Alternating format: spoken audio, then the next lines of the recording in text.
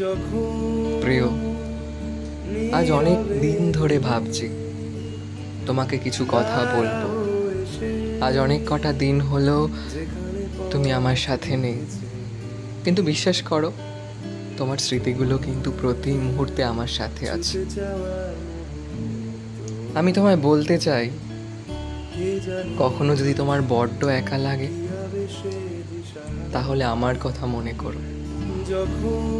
আমি আবার তোমার পাশে গিয়ে দাঁড়াবো। তোমার একাকিত্ব কেটে গেলে তুমি আবার চলে যেও। আমি আবার কষ্টকে আপন করে নেব, তোমার স্মৃতিকে অবলম্বন করে। তবু তুমি আমায় ভুলে যেও না। সময়ে সময়ে একটু হলেও আমাকে মনে করো।